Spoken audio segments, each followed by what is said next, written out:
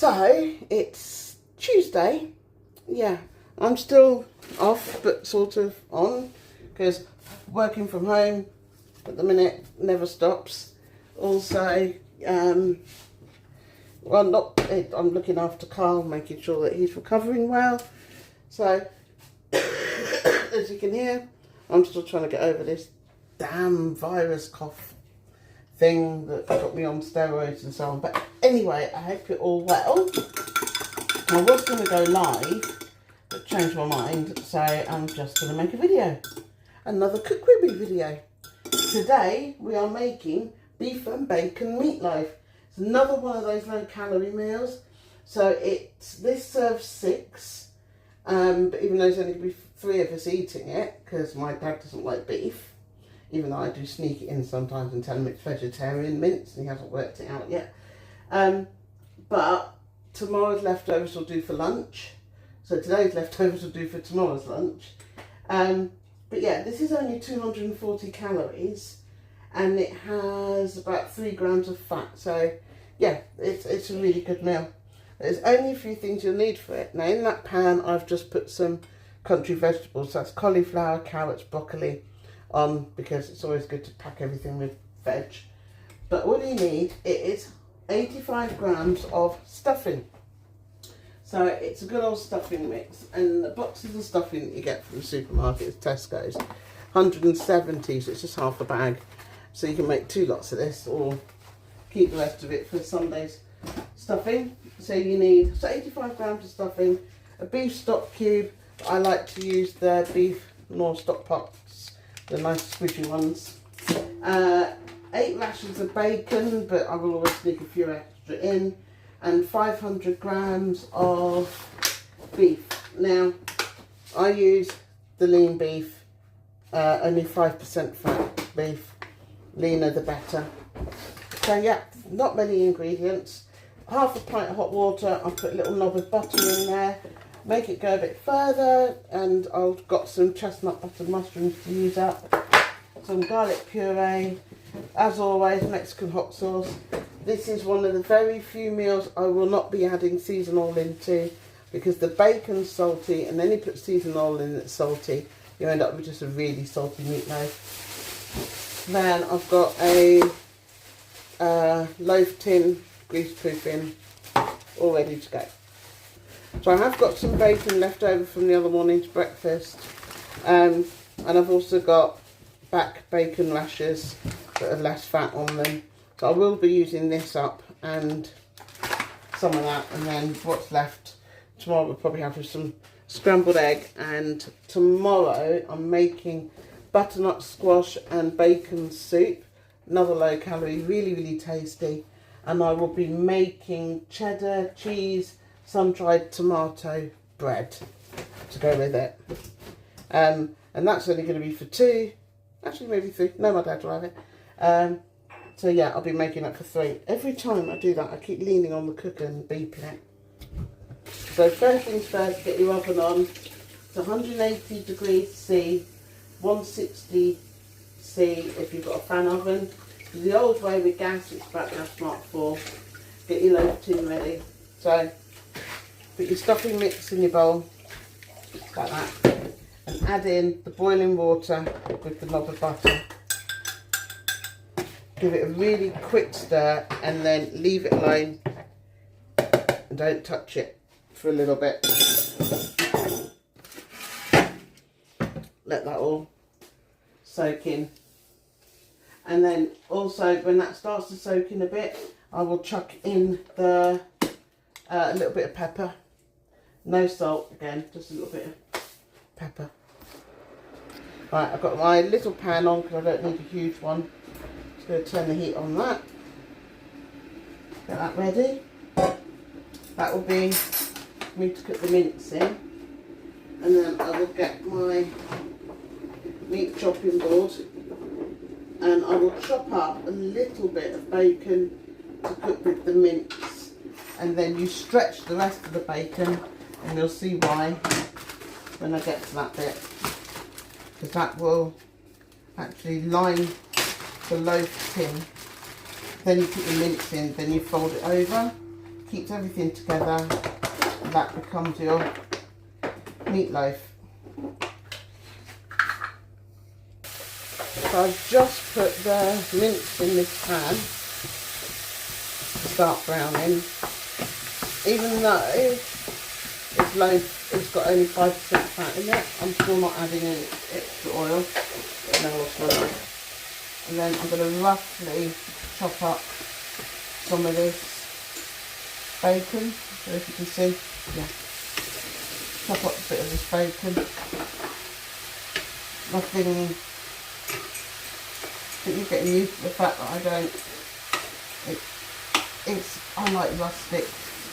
When I have dinner parties, I do posh and make fancy desserts and fancy meals. I think last one was pea puree and scallops for starters and things like that. But thank you. There we go. It's Carl provided me with a nice cup of tea. I make the worst tea. Carl makes my tea. I'm just going to put in the roughly chopped bacon. Give that a stir into the mince. Break all the mince up. Okay, right, and then in the meantime, I'll get my loaf tin. I need to bring you over here a bit, I can't see. Oh, there we go. Okay, yeah, that's good. So I will, yeah,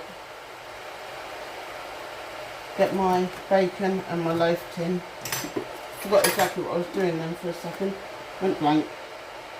Get my bacon and then give it a bit of a stretch and lay it. If I put this over here, you'll see it a bit better, I think. Can you see that? Laying it inside the tin. So I will get loads of bits of bacon. Try and get it up the sides. Now I know you don't have to line your tin, but I do, just so when you turn it out it's so much easier. So just overlap it. So I will come back when I've got that all lined that way, and then I will put a couple of bits the other way just to hold everything up. Okay, just give my hands a quick wash. Just put the light on above the cooker. Oops, a daisy. It's really nice having more time to cook, because like I said, we cook fresh every day, but sometimes it's like a rush kind of cook because I'm trying to get everyone fed when I get in, and you know, if we both come in at the same time it can be really difficult. So I'm hoping the steam is not blocking the view, but I'm going to put in the stock pot now. I can get it open. I've just had my acrylics taken off, ready for me to do at the end of the week, and then I ran out of time of being able to do them, get them done last week, so I'm getting them done this week. But sometimes it leaves your nails really soft. So I'm just going to squeeze in, pop that out, squeeze in my stock pot, chuck in my mushrooms. I'm not even, then they've been washed. Turn the heat down a little bit on the mince. Just get that stirred in. The stock pot will melt nicely. Then a little bit of Mexican hot sauce. Not a lot. So we can have a bit more than usual because my dad isn't eating this. And then garlic puree. Garlic in everything. Love garlic in everything. Like that. Keep cooking that until the mince is brown and the mushrooms have started to soften. Like I said, there's no oil in that. There's enough. And you can see I have lined, completely lined the tin in bacon. Put my chopping board in the sink, ready to wash. my bacon in my very oversized sandwich bags. Got it. I've got an obsession with sandwich bags. That will go straight back in the fridge. Put my garlic pillow in the fridge. Once I've cooked this and it's in the oven, I'll be making some panna chocolates for tomorrow's breakfast. Put some hot water in the sink to wash off everything. Could put it all in the dishwasher, but I've just emptied it. I can't be bothered. Fill it up again just for a couple of things. I will wash that up. Just make sure that my sides aren't falling in too much. That's it. Keep that going. I mean, you can use a spoon to smash your mushrooms up a bit if you need to. You don't have to. It's just sometimes, you know, I could have chucked in a pepper or something. Sometimes, you know, they just needed using up, and I'm not gonna waste them. Turn that sink off. So once you've stretched it along, you mix the chopped bacon and the mince, which I've done. Make sure you put your pepper in. Okay, that's done. Turn that off. Right, the next thing to do then is to get your stuffing, which now has absorbed all that water. I did season it with pepper. So now I'm just going to give it a stir, loosen it up. Right, because that's plastic bowl, all meat goes in a metal bowl. All I have done, I'm very funny like that. I have bowls and containers for everything. I think it's when I had my bakery. You have so many rules of, you know, bits and pieces. Separate sinks, separate boards. You know, just because I'm cooking for the family doesn't mean I want to cross-contaminate anything. But everyone knows, metal bowl for meat, plastic bowl for anything else, and my baking bowl. So you've put your stuffing in now. Bring it over here. Stuffing in with the mince. Oh, if I put the extractor fan on, you may struggle to hear me. I'm so sorry. Let's put the extractor fan on for a minute. If I come over here, I'll tip that up. There you go. That's better. Yay, that's much better. So mix your mince and your stuffing with your mushrooms and your chopped bacon. Give it all a really good stir. I know it's seasoned well, but you know, if you want to add any more seasoning at this point, you can. But I've added extra chili pepper, chili sauce today. I won't add smoked paprika. And then this, you put in your bacon tin and just spread it out. So I'm going to actually bring you over here with me. Am I? No, I'm not. I'm going to actually leave you there. It's because I didn't want to melt my.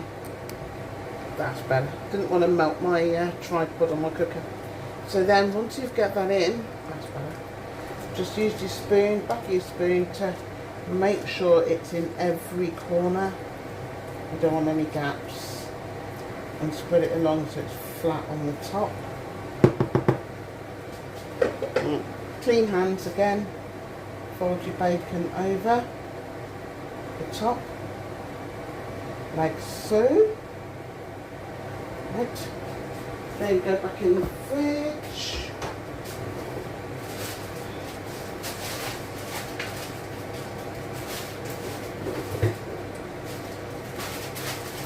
Bacon back out. I didn't actually need to put it away then, but I did. But oh well. And then I've got a few bits left, which then you lie on the top of your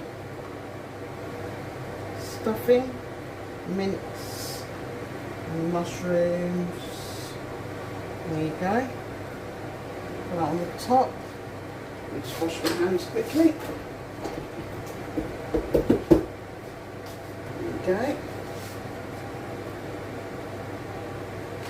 And that's all on. Make sure that's fine. And then you get your oven pan out.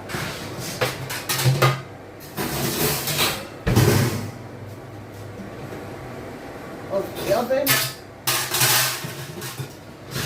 That's me sounding like I'm there you go. Put that on there. Put it in your oven. A nice hot preheated oven. And that will go in for, now, how long do I normally do it for? So that will go in the oven for roughly 40 minutes.